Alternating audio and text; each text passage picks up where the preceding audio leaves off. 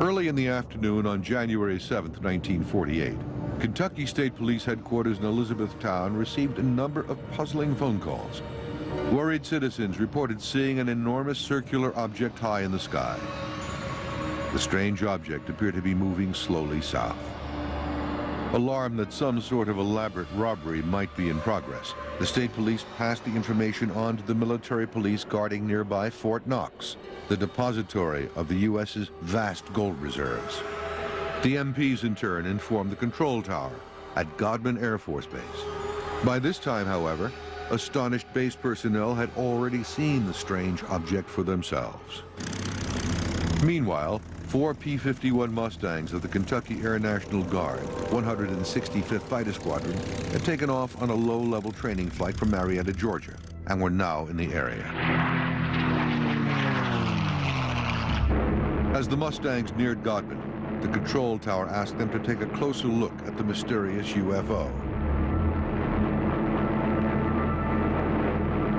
Their leader, a 25-year-old Captain Thomas Mantell, was a distinguished World War II fighter pilot.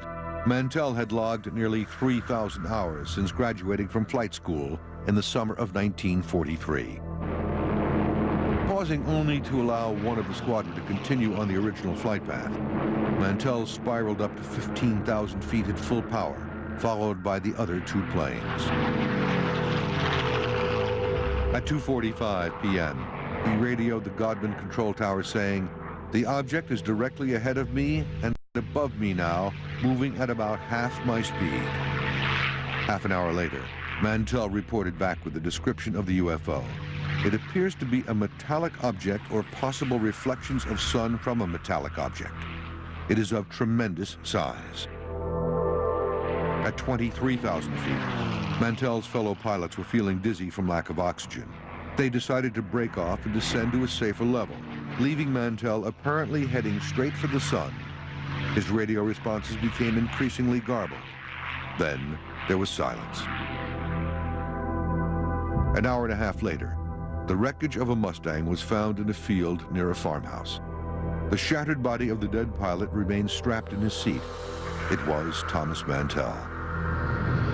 Meanwhile, the giant UFO appeared to continue on its course.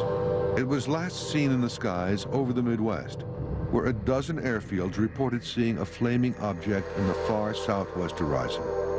However, no more planes were sent up. The mysterious UFO eventually disappeared. As news of Mantell's dramatic and violent death got out, the press began to speculate wildly about how he had died. The most popular theory was that he had been shot down by an alien spacecraft. This was swiftly refuted by the U.S. Air Force, which offered 2 more likely possibilities. The first was that Mantell had mistaken the planet Venus for a UFO. In climbing too high, he likely lost consciousness through lack of oxygen, lost control of his plane, and crashed back to Earth.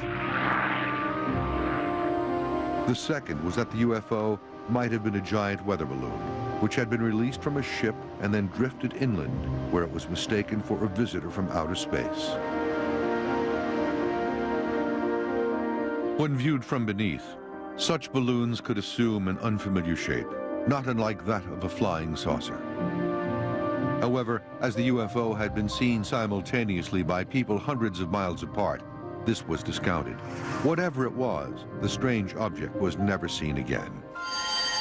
Despite the official explanations for Captain Mantell's death, a great many people thought that with the Cold War between East and West gathering pace, what he had actually encountered was some sinister new Russian aircraft sent to spy on the U.S.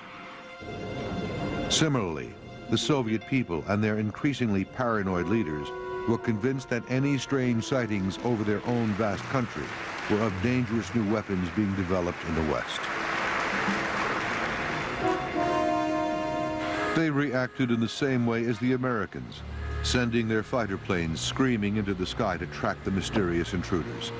But they too never found out what they were or where these mysterious objects came from.